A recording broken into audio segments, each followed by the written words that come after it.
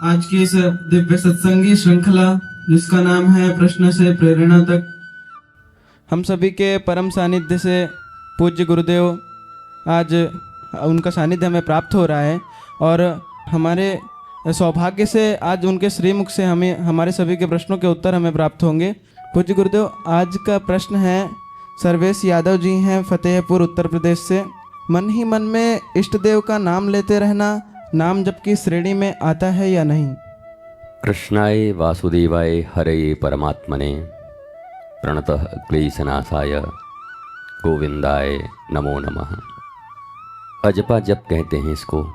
Countless, मन में सदा उनका नाम चलता रहे जैसे श्वास चलती है। श्वास को हम गिनते नहीं, कुछ भी करते रहें पर श्वास चलती ही रहती है। खाओ तब भी, सो तब भी, चिंता करो तब भी, खुशी मनाओ तब भी। वैसे ही जीवन में नाम से जिसे प्रेम होता है जब से,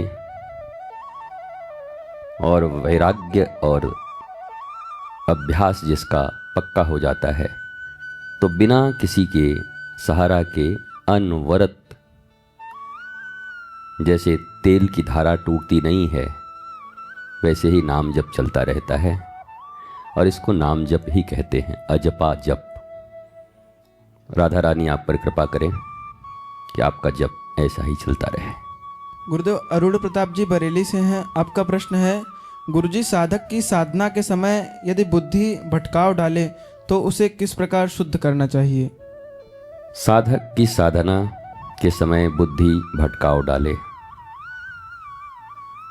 इंद्रियों पर जब प्रतिकूल विषय का संगम होता है,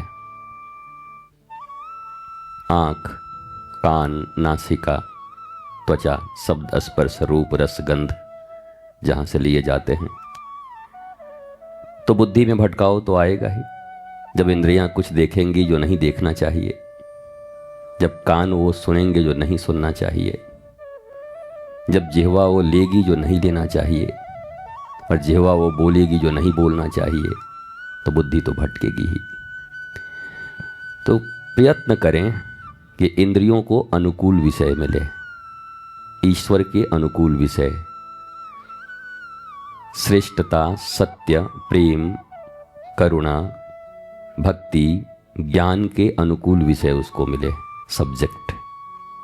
प्रतिकूल विषयों की तरफ आकृष्ट न हो, कम से कम दिखे तो बुद्धि कम भ्रमित होगी। इंद्रिय जब कुछ देखती है, सुनती है, महसूस करती है, तो मन के पास भेजती है।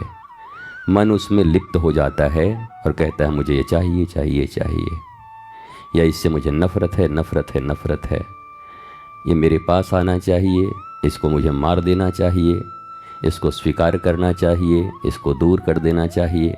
मन ये चिंतन करता है और मन बुद्धि को कहता है, और बुद्धि बेचारी बड़ी भोली है। बुद्धि को कोई मतलब नहीं, वो गलत है या सही है इससे को कोई मतलब नहीं, वो जुगाड़ लगा देगी उस चीज़ की। बुद्धि को जुगाड़ू कहते हैं, जुगाड़ लगाना। तो उसको कोई मतलब नहीं कि इससे तुम मरोगे कि बचोगे। तुम्हारा मन जो बार बार कहेगा, बुद्धि उसको जुगाड़ लगा के तुम्हारे पास ले आएगी। अब ले आएगी तो तुम मर जाओगे, फिर क्या करोगे? इतना अच्छा हिरण्यकश्यपु ने तपस्या किया। तपस्या करके क्या मांगा? दिन में मरूं, न रात में मरूं, न ऊपर मरूं, न नीचे मरूं, न इससे मरूं, न उससे मरूं, न यहाँ मरूं, न वहाँ मरूं। भगवान ने कहा मरेगा तो जरूर, कितना भी कुछ मांग ले, मैं उपाय तो ढूंढ ही लूँगा तुझे मारने का, क्योंकि तेरी वृत्ति सत्य नहीं है। तो बुद्धि को ये पता नहीं है कि इससे मेरी मृत्यु होगी कि इससे मैं बचूंगा। बुद्धि के ऊपर एक विवेक होता है, कॉन्शियसनेस, नीर क्षीर, शाश्वत नश्वर, सत्य असत्य, धर्म अधर्म, इसके बीच में वो भेद करता है। दूध पीऊं कि शराब पीऊं, ये विवेक निर्णय करता है। इसलिए बुद्धि भ्रमित हो तो विवेक के द्वारा ही नियंत्रित होगी। और विवेक कहाँ से आता है?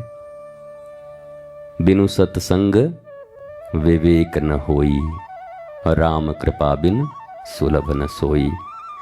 तो अपने इस कानों को, हर इंद्रियों को जितना सत्संग दोगे, सत्संग, सत्संग मतलब केवल सुनना ही नहीं होता है, हर वो चीज़ जो सत्य है, हर वो चीज़ जो श्रेष्ठ है, हर वो चीज़ जो ईश्वर से जुड़ी है, आत्मा से जुड़ी है, उसका संसर्ग होने से ही सत्संग होता है। तो जितना तुम्हारा सत्संग बढ़ेगा उतना विवेक आएगा, फिर न इंद्रिय तुम्हारा कुछ बिगाड़ पाएगी, न मन न बुद्धि, तुम बचोगे, आनंदित रहोगे, आह्लादित रहोगे। इसलिए पहला नियम है कि सत्संग करना, सत्संग के प्रति कंसर्न रहो। लोग कहते हैं ना, जगो जगो जगो जगो, इसके लिए जगो, इसके लिए जगो, इसके लिए जगो। किसी चीज़ के लिए नहीं जगना, बस एक चीज़ के लिए जगना, सत्संग के लिए। सत्संग के लिए जितनी जागृति होगी जीवन में, उतना विवेक तुम्हारा बढ़ता जाएगा। और जिसके पास विवेक हो, उसके जीवन में बुद्धि, मन, इंद्रिय, शरीर मिलकर कुछ नहीं बिगाड़ सकते। उसका मंगल ही होगा और वो आनंद में ही रहेगा, क्योंकि उसके द्वारा सत्कर्म ही होंगे। तो इतना आप करना, सत्संग के प्रति जागृत रहो। 100 काम नहीं कर सकते ना, 100 काम, हाँ, ये मत करो, ये मत करो, चोरी मत करो, वहाँ मत जाओ, ये मत खाओ, ये मत बैठो। इस 100 काम से बढ़िया है कि एक काम कहो कि सत्संग करो। ठीक, 100 नाकार से अच्छा है एक साकार। इतना चीज़ कोई रोक नहीं सकता। दाएं मत जाना, बाएं मत जाना, सिनेमा मत देखना, गाना मत सुनना, वहाँ मत पहुँचना, ये मत करना। अरे कितना मत करना भाई, छोटी सी जिंदगी है, कितना बंदिश लगाओगे। तो बस एक चीज़ कहना कि मुझे सत्संग करना है, मुझे गुरु वाणी सुननी है, मुझे गुरु आज्ञा का पालन करना है। तुम्हारो मंत्र विभीषण माना, लंकेश्वर वह सब जग जाना। असुर कुल में जन्म लेने के बाद भी हनुमान जी जैसे सदगुरु की बात मानकर, और क्या हुआ उनका बताओ, विभीषण जी का लंकेश्वर बन गए, लंका के राजा बन गए, और ठाकुर जी के शिष्य भी बन गए, ठाकुर जी के भक्त भी बन गए, शरणागत भी बन गए। ठाकुर भी मिले, जगदीश भी मिला और जगत भी मिला। और हम कैसे लोग हैं, माया में दोनों गई, दुविधा में दोनों गई, माया मिला न राम। न जगत ही मिलता है, न जगदीश ही मिलते हैं। जिसको जगदीश मिल गए उसको जगत भी मिल जाएंगे। उल्टा चीज चाहोगे कि जगत मिल जाए तब जगदीश मिले तो कठिन है, पर जगदीश मिल जाए, ज्ञान हो जाए, विवेक हो जाए, तो ये जगत प्राप्त कर लेना बहुत सहज है। जनक की तरह, जनक की तरह राजा भी रहो और आत्मज्ञानी भी रहो। तो यही एक उपाय है जिससे आपकी बुद्धि जो भ्रांत होती है, अशांत होती है, भटकती है, अटकती है, लटकती है, तुमको पटकती है, और हमको भी ये खटकती है कि तुम्हारी बुद्धि ऐसे हो रही है। तो तुम बस सत्संग की तरफ अपना ध्यान केंद्रित करो और तुम्हारा जीवन सत्यम शिवम सुंदरम की ओर अग्रसरित होगा। गुरुजी, डॉक्टर बलवंत सिंह जी हैं मध्य प्रदेश से। आपका प्रश्न है, गुरुजी, सांसारिक कर्तव्यों का निर्वहन करते हुए आसक्तियों एवं गुणदोष दर्शन से किस प्रकार मुक्त रहें? नहीं, आसक्ति को तो मैं बहुत अच्छा मानता हूँ। मुक्त क्यों हो गए? आसक्ति से ही तो गोपी ने कृष्ण को पाया है। आसक्ति बुरी कहाँ है? आसक्ति शब्द के विषय में हमें गलत पढ़ाया गया है, गलत बताया गया है कि आसक्त मत होना, आसक्त मत होना। क्यों न हो? उधव मन न भये 10-20, एक हूँ तो गयो श्याम संग, अब को अवराधे ईश। आसक्ति श्रेष्ठ के प्रति हो, आसक्ति सत्य के प्रति हो, आसक्ति शाश्वत के प्रति हो, आसक्ति धर्म न्याय के प्रति हो, आसक्ति गुरु के प्रति हो, आसक्ति संत के प्रति हो, आसक्ति सत्संग के प्रति हो। इससे बढ़िया तो कुछ हो ही नहीं सकता। तो आसक्ति हो, इसमें कोई बुरी बात नहीं है, पर आसक्ति का विषय क्या हो वो विवेक से चुनाव करना। आसक्ति मतलब लगाओ, अट्रैक्शन, अफेक्शन, जुड़ाओ, और ये तो जरूरी है। योग का अर्थ भी तो यही होता है। योग मतलब जुड़ना ईश्वर के साथ, आत्मा के साथ। तो आसक्ति भी उनके प्रति हो जाए तो काम बन जाए। मैंने कहा ना, परसों ही कह रहा था कि गोपियां श्री कृष्ण को अपने पति के रूप में चाहती। कृष्ण मेरे पति बने, तो ये क्या है? कृष्ण तो एक पुरुष के रूप में आए, उस समय ब्रज में लीला कर रहे हैं, और गोपियां कहती हैं मुझे पति के रूप में मिले। तो यह आसक्ति नहीं है क्या? व्यास जी ने तो यही लिखा, कामात् गोप्य, कामना के भाव से ही पूजा किया कृष्ण को। पर किसको किया? कृष्ण को किया।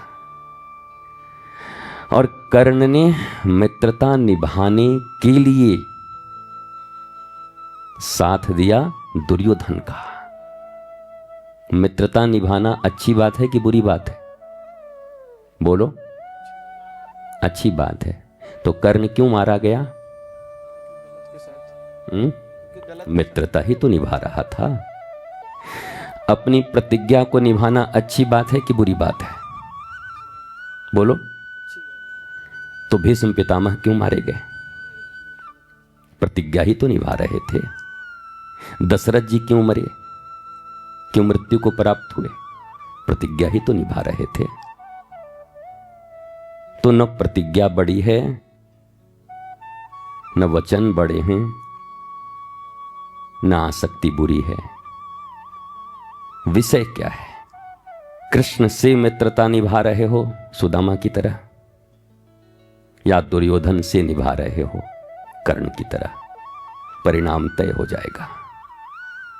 कृष्ण से निभा रहे हो, बाल बांका नहीं होगा। मस्त रहोगे, स्वस्थ रहोगे, व्यस्त रहोगे, जबरदस्त रहोगे। और दुर्योधन से निभाओगे तो चाहे जितने भी धनुर्धर हो, वीर हो, मौत के घाट उतार दिए जाओगे। संग किसका है? अफेक्शन किसके प्रति है? डेडिकेशन किसके प्रति है? डिवोशन किसके प्रति है? लगाव किसके प्रति है? ये तुम्हारे परिणाम को तय करता है। यानी मैं तो बहुत भक्त हूं। किसके भक्त हो भाई? किसके भक्त हो? तोता राम के, कि कचौड़ा प्रसाद के, कि जलेबी नाम के? किसके हो? भक्ति किसके प्रति है? भक्ति है ये बड़ी बात नहीं है, किसके प्रति है?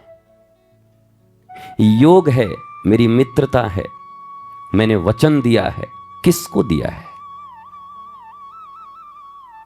अगर सामने धर्म खड़े हों, ईश्वर खड़े हों, आत्मा खड़ी हो, शाश्वत खड़ा हो, तो करोड़ों वचन को 1 मिनट में खत्म कर दो।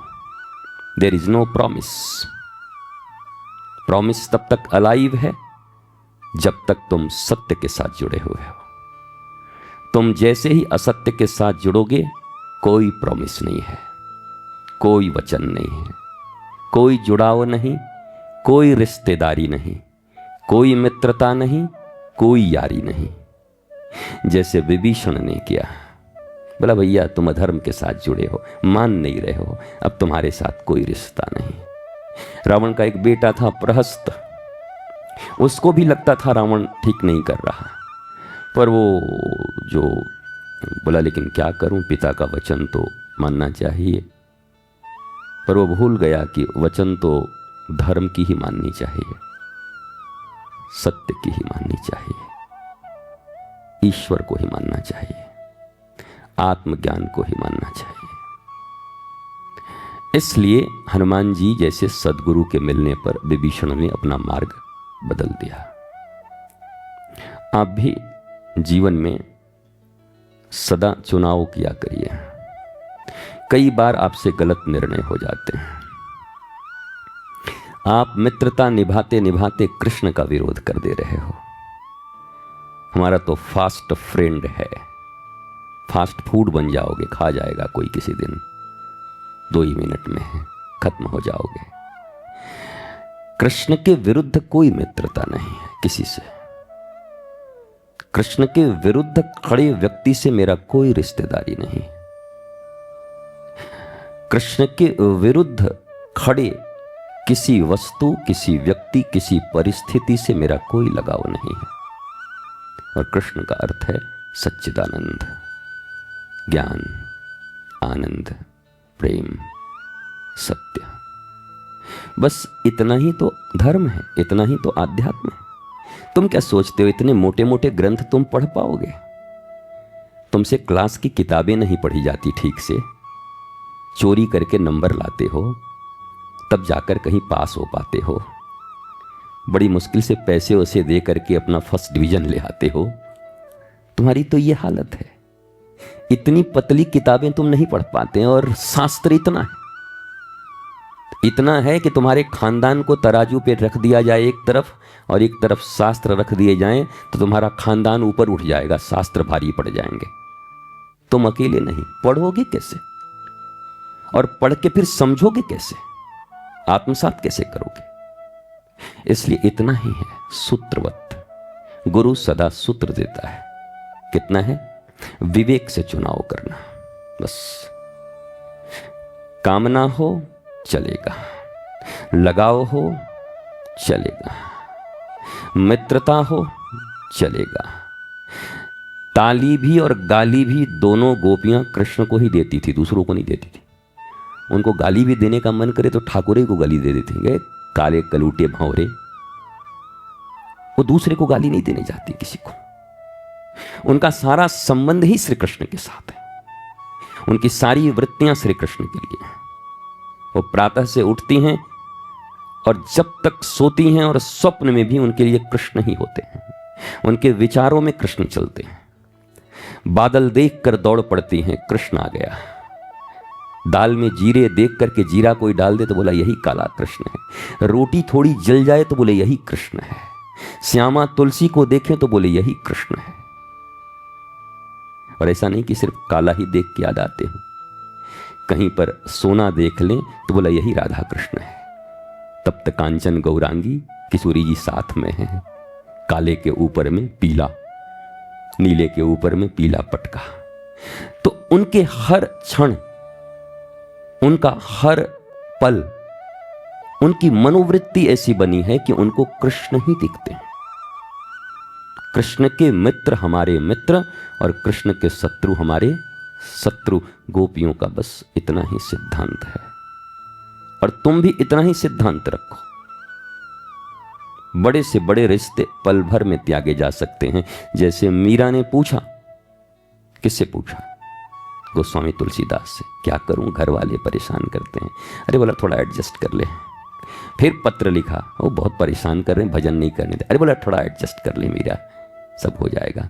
तीसरी बार फिर लिखा, काम नहीं बनता, ये नहीं मानते। तो क्या लिखा गोस्वामी जी ने? जाके प्रियन राम वैदेही तजिए ताही कोटि बैरी सम यद्यपि परम सनेही। मीरा अब त्याग करने में देरी मत कर, इट्स टू मच, एनफ। 2 बार सामंजस्य बनाने को कहा, नहीं बना तो कहा कि अब तू अपना भक्ति कर, भजन कर, भाव कर। बार बार उन्हीं के चक्कर में मत पड़। इनको कैसे सुधारूं, इनको कैसे सुधारूं। सुधारते सुधारते एक दिन तुम सुधारने के योग्य नहीं रह जाओगे। शोले फिल्म का असरानी का डायलॉग हो जाएगा, हम अंग्रेजों के जमाने के जेलर हैं। अरे जब हम नहीं सुधरे तो तुम क्या सुधरोगे? इसलिए उनको मत सुधारो, उनको छोड़ो। 1 टाइम 2 टाइम 3 टाइम प्रयत्न करो। अपने बच्चे हो तब भी उतना ही करो, अपना रिश्तेदार हो तब भी उतना ही करो, मित्र हो उतना ही करो, शिष्य हो उतना ही करो।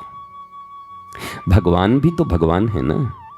शिशुपाल की कितनी गालियों को क्षमा किया? 99। बोला 100वां गाली देगा तो खत्म करूंगा, इसको काटूंगा, मारूंगा। भगवान तो परम पिता है ना, परम पिता। परम पिता की सभी संतान हैं। जब वो परम पिता हैं तो सारे संतान तो उन्हीं के होंगे।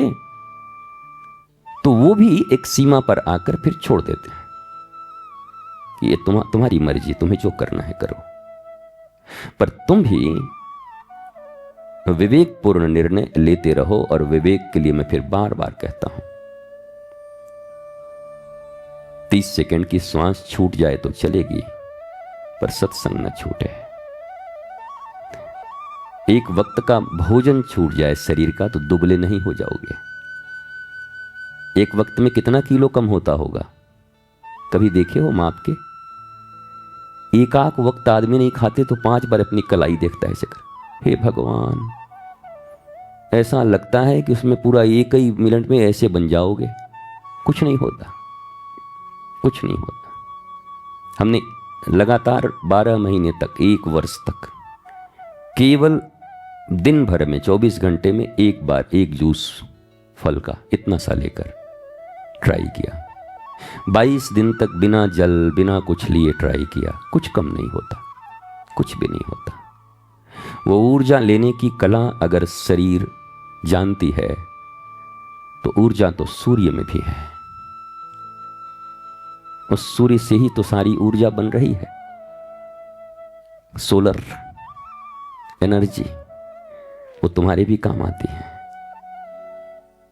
वो पत्तों पर पड़ती है, क्लोरोफिल बनता है, ये बनता है, वो बढ़ते हैं। अगर डायरेक्ट सीख गए किसी दिन, वो होगा, इन्वेंशन होगा, होने वाला है। अभी तो छतरी लगा के बिजली पैदा करो, खोपड़ी पे छतरी लग जाएगी तुम्हारी। इतनी बड़ी छतरी लग जाएगी, सूर्य में चलते रहोगे और एकदम बैटरी टन ऐसे करके चलने लगोगे रेस में बिना खाए। ये भी संभव है, ये भी संभावनाएं हैं, हो सकती हैं। तो सदा सत्संग का आश्रय धारण करो, सदा सत्संग का आश्रय धारण करो। वो कहते हैं दुनिया में सब छूट जाए जब प्रेम करते हैं प्रेमी प्रेमिका, लड़के लड़की भी आपस में, तो कहते हैं सारी दुनिया त्याग देंगे पर तेरे को नहीं छोड़ेंगे। वो भी कहता है हम सारी दुनिया छोड़ देंगे पर तेरे को नहीं छोड़ेंगे। पर वहाँ तो पता नहीं कितनी बात बनेगी। पर जीवन में कभी ये शपथ ले लिया कि चाहे प्राण छूट जाए पर राजा जनक की तरह सत्संग नहीं छोड़ेंगे, तो चक्रवर्ती भी बनोगे और आत्मज्ञानी भी बनोगे, दोनों बन जाओगे। शपथ बस इतना ही हो। और मैंने अपने अपने इतने लंबे जीवन में देखा, 30 साल 32 साल हो गए मुझे प्रवचन करते। मैंने लंबे समय तक देखा जब गुरुवाणी के प्रति, गुरु के प्रवचन के प्रति मन तुम्हें डाइवर्ट कर देता है, आलस्य से, क्रोध से, लोभ से, या कोई भी कारण हो, तो तुम्हारे बचने की संभावनाएं क्षीण हो जाती हैं, फिर बहुत कम हो जाती हैं। तुम्हारे भीतर सतोवृत्ति कम होने लगती है, तमोगुण बढ़ने लगते हैं। अब ऐसा ही समझो कि पित्त बढ़ा हुआ है और ऊपर से पित्त बढ़ाने का और कुछ खा रहे हैं। वायु बढ़ी है और वही खा, शुगर बढ़ा है और रसगुल्ला खाए जा रहे हैं। मरने की ही तैयारी है, और क्या है, मरोगे। तो जिस समय तमोगुण की तरफ वृत्तियां जा रही हों, उस समय मन हो ना मन हो, बेमन हो, दिल तो बच्चा है जी, विद्या बालन कहती है, तो उसको थप्पड़ मारो दिल को और बोलो बैठ जा। छोटे बच्चे को कैसे मैया थप्पड़ मारती है, जब देखो तब तो बच्चा बोलो चुप। और माँ अगर ठीक ठाक हो तो बच्चा तो 1 मिनट में सटक सीताराम होते हम देखे हैं, रोने वाले से चुप, एकदम स्टैचू हो जाता है, चुप। और थोड़ा 50% करो तब तो फिर उसकी आवाज हवाई जहाज की तरह और बढ़ने लगती है। तो या तो पूरा ही कम करो या तो कुछ करो ही मत, या तो स्टॉप कर दो। उसको समझ आ जाए कि इस लिमिट के बाद रोना ठीक नहीं है। यहाँ अब ममा कह रही है, माँ कह रही है स्टॉप, ये ठीक नहीं है, यहाँ तुम्हारी गलती है और तुम्हें सीखना पड़ेगा, तुम्हें चुप होना पड़ेगा। तुम्हारी कुछ चीज़ों को मैं मानने को राजी हूँ पर कुछ चीज़ों को बिल्कुल नहीं मानूंगा। छोटे से बच्चे को भी पता होना चाहिए। पर छोटे से बच्चे को ये पता हो गया कि रोऊंगा तो हर चीज़ पूरी होगी, तो 7 साल तक ही बच्चे सब कुछ सीखते हैं। उसके बाद इस दुनिया में कोई नहीं सिखा सकता, चाहे गुरु आए चाहे भगवान आए। 7 साल के बच्चे को जो तुमने सिखा दिया बस वो उसके हृदय में अंकित हो गया, अब उसको नहीं मिटा पाओगे तुम। अब पूरा जीवन उसी तरीके से वो जिएगा। बी केयरफुल, बहुत केयरफुल रहना। जिनका 7 साल से ज़्यादा हो गया उदास मत हो, थोड़ा बहुत प्रयास करो अभी से। और जिनके अभी नहीं हुए हैं होंगे, वो अभी से याद रख लो कि मैं तो 7 साल में पूरा बना दूंगा, चाहे जो हो जाए। 7 ही साल तो गुरु जी कह रहे हैं, 7 साल तक तुम परिश्रम करो और बाकी के 70 साल तक वो तुमको आनंद देगा। तुम्हारा बालक तुम्हारे लिए मुस्कुराहट का कारण बनेगा। पर 7 साल तक यूट्यूब दिखा दिया तो तुमको बाइस्कोप दिखा देगा बाकी पूरी जिंदगी। ऐसे करके बाइस्कोप देखते रहोगे, फिर कहाँ गया कहाँ गया। इसलिए 7 साल यूट्यूब से मत पालना। 7 साल तुम ही उसके लिए सारी ट्यूब हो, ट्यूब लाइट भी हो और सारी ट्यूब तुम ही हो। तुम पालन कर दो अच्छे से, संस्कारों सहित। संस्कार कूट कूट कर भर दो उसके भीतर में। जैसे भरे, चॉकलेट से भरे तो चॉकलेट से भर दो, झापड़ से भरे तो झापड़ से भर दो, आलू के पापड़ से भरे तो आलू के पापड़ से भर दो, पर भरो जरूर उसके भीतर वो संस्कार, क्योंकि बाकी जिंदगी तुम्हारी बहुत अच्छी होगी। किसी के भुलावे में मत आना। अगर कोई कहे अभी बच्चा है जी, और ये राम राम, वो सब जितने ऐसे बोलने वाले सब राक्षस हैं। सब चाहते हैं कि जिंदगी भर तुम रो। वो बच्चा नहीं है, चच्चा है, 7 इयर्स। साइंस भी इस बात को मानता है और हमारा आध्यात्म भी इस बात को मानता है। तो मुझे आशा है कि कम से कम यहाँ जितने लोग बैठे हैं वो जरूर इसका पालन करेंगे। इसके माध्यम से जो लोग सुन रहे होंगे वो जरूर उसका पालन करेंगे। और आपके द्वारा कितने लोग इस चीज को सुनकर उसका पालन करेंगे। स्वस्थ रहिए, मस्त रहिए, व्यस्त रहिए, पर सदा जबरदस्त रहिए। मुस्कुराते रहिए, जरा मुस्कुराइए, मंथरा को दूर भगाइए। मंथरा न भागे तो खुद भाग जाइए। 2 ही तरीके हैं। दुर्योधन जैसे लोग मित्रता को अगर दबाव डालें तो पहले तो उसी को चलता करो, पर गले ही पड़ जाए तो खुद चलते हो जाओ।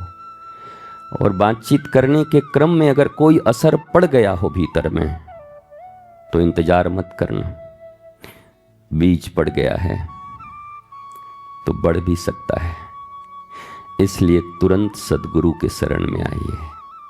सद्गुरु उस बीज को नष्ट कर देगा जो बीज तुम्हारा नाश करने वाला होगा, और उस बीज का वो पालन पोषण कर देगा जिस बीज के निकले वृक्ष से तुम आनंद, प्रेम और शांति में रहोगे। गुरु एक माली की तरह है, खरपतवार हटा देगा, फसल उगा देगा। और तुम कैसे हो? तुम अज्ञानी जैसे थोड़े लोग हो। तुम फसल ही हटा दोगे, खरपतवार रख लोगे। कई बार ऐसे लोग होते हैं दुनिया में, केला का छिलका रख लिया, केला ही हाथ से फेंक दिया। मैंने कई बार देखा है। हमारे यहाँ एक हमें बहुत प्रसाद इत्यादि खिलाते हैं 10-12 साल से, मामा नाम है उनका। वो क्या करते हैं, उनको पत्तल फेंकना था तो चम्मच फेंक दिया चांदी का। समझ रहे हो? पत्तल ऐसे करके रख लिया, जूठे पत्तल को, और चांदी के चम्मच को फेंक दिया ऐसे करके। बोला हाथ धुलाओ। तो एक ने कहा कि क्या फेंके? बोला पत्तल। बोला चम्मच? बोला यहाँ है। देखा पत्तल यहाँ रखा है और चम्मच वहाँ है। तो अक्सर वो ऐसा कर देते हैं, उनसे ऐसा हो जाता है। कई बार हम लोगों से भी ऐसा होता है, जो रखना चाहिए उसे फेंक देते हैं, जो फेंकना चाहिए उसे रखे रहते हैं। और इस बात का प्रबोध और ज्ञान देने वाला इस पृथ्वी पर कोई नहीं। फिर मैं कहता हूँ, दोनों भुजा उठाकर तुम्हारी बुद्धि इस बात का निर्णय नहीं कर पाएगी। तुम्हारे आत्मा स्वरूप तुम्हारे सद्गुरु ही बताएंगे कि क्या स्वीकार करना है और क्या छोड़ना है। ये तो तुम्हें वही बताएंगे। फिर धीरे धीरे तुम स्वयं ही सद्गुरु बन जाओगे। सीख के, पहली बार गाड़ी सीखते हैं तो सीखते हैं हा? फिर तो सिखाने भी लगते दूसरे को, खुद एक्सपर्ट हो जाते हैं तो कितनों को सिखा देते हैं। तो यही मामला है, सद्गुरु सिखा देता है, तुम सीख गए तो फिर तुम दूसरों को सिखा दो, वो सीख गए तो फिर वो सिखा दें। ज्योत से ज्योत जगाते चलो, प्रेम की गंगा बहाते चलो। यही सिद्धांत है। गुरु वचनों को रखना संभाल के, एक एक वचन में गहरा राज है। हो जिसने जानी है महिमा गुरु की, उसका डूबा कभी ना जहाज है। गुरु परिपूर्ण समर्पित तो हो जा, अजी धोखा कभी नहीं खा सकता। लक्ष्मण रेखा गुरु आज्ञा की हो तो, सत्संग की हो तो, वो रावण कभी नहीं आ सकता। अब तो होता ये हर पल आभास है, मेरे गुरुवर सदा ही मेरे साथ हैं। वो जिसने जानी है महिमा गुरु की, उसका डूबा डूबा डूबा डूबा डूबा कभी ना जहाज है। गुरु वचनों को रखना संभाल के, एक एक वचन में गहरा राज है। वो जिसने जानी है महिमा गुरु की, उसका डूबा कभी ना जहाज है। ठोकर लगे सद्गुरु ना संभाले। ये ठोकर किस चीज की है पता है? वृत्तियों के ठोकर होते हैं। कभी कामना, कभी वासना, कभी लोभ, कभी क्रोध, कभी अज्ञानता का ठोकर जब लगता है ना, और उसके कारण जब बुद्धि विकृत होती है और ये कदम जीवन की बजाय मृत्यु की तरफ चल पड़ते हैं, तब गुरु उठता है, खड़ा होता है और उस ठोकर लगे हुए शिष्य को बचाने का प्रयत्न करता है। पर गुरु भी प्रयत्न ही कर सकता है, करना तो तुम्हें ही होगा। ठोकर लगे सतगुरु ना संभाले, अजी ऐसा कभी नहीं हो सकता। जब हम पुकारे और वो न आए, ऐसा कभी नहीं हो सकता।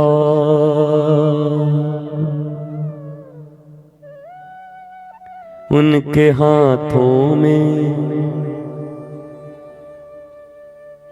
इंस्पेक्टर सिंदूर, उनके हाथों में, उनके हाथों में सौंप दे हाथ तो,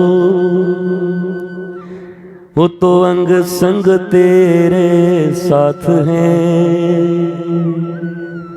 हो जिसने जानी है महिमा गुरु की, उसका डूबा डूबा डूबा कभी ना जहाज है। बिन गुरु ज्ञान कहाँ से पाऊं, बिन गुरु ज्ञान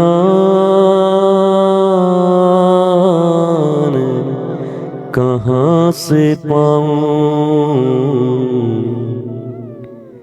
गुरु बिन ज्ञान,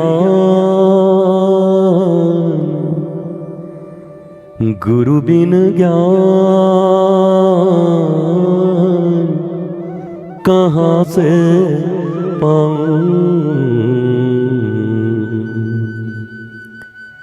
बिन गुरु ज्ञान कहाँ से पाऊं। दीजो दान मेरे गुरुवर, मैं सदा ही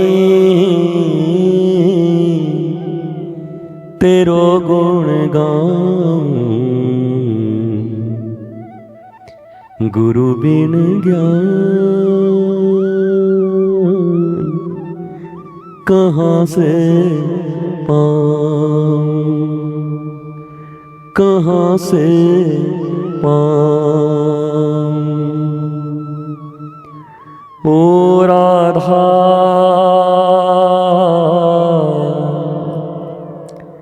श्री राधा श्री राधा, हा राधे राधे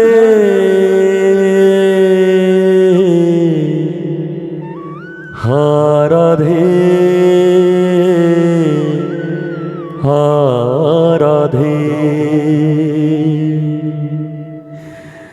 राधा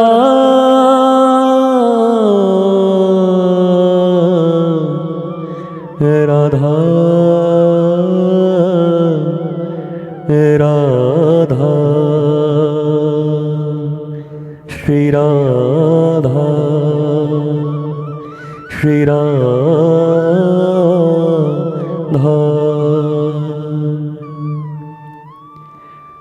रंग महल के 10 दरवाजे, ना जाने खिड़की मेरी कौन सी खुली थी। मोरे सैया मोरे कान्हा मोरे गुरुवर निकस गए, मैं ना लड़ी थी। रंग महल के 10 दरवाजे, हाय रे ना जाने खिड़की मेरी कौन सी खुली थी। मेरे प्रीतम निकस गए, मैं ना लड़ी थी। ऐसी दुल्हन से मैं तो कंवारी भली थी। मोरे प्रीतम निकस गए, मैं ना लड़ी थी। मोरे सैया मोरे कान्हा मोरे गुरुवर निकस गए, मैं ना लड़ी थी। मैं ना लड़ी थी। मैं ना लड़ी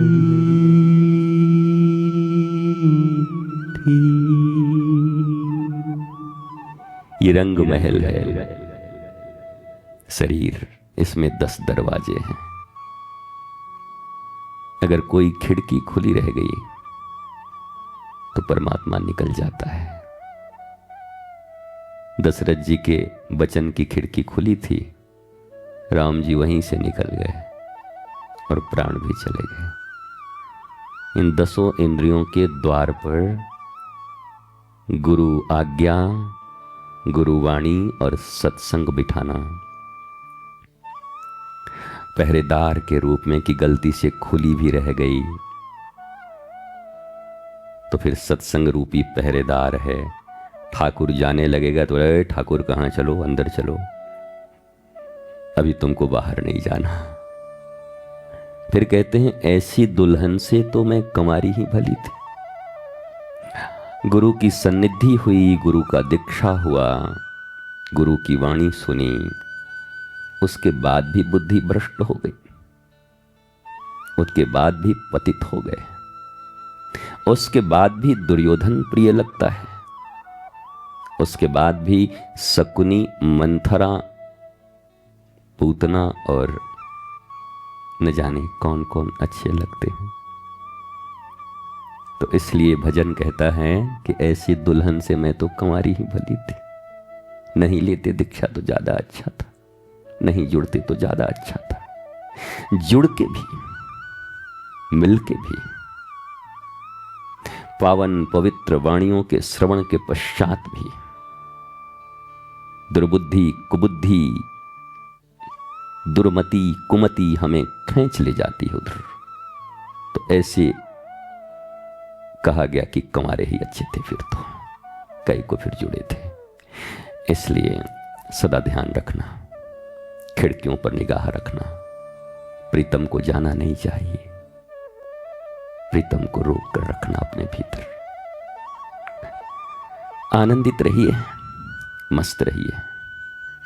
आपने शुभकामना वृक्ष पर दीपक जलाई होगी, किशोरी जी की कृपा आप पर हो गई, होगी नहीं, हो गई। जो सोचकर जलाया होगा वही पूर्ण होगा।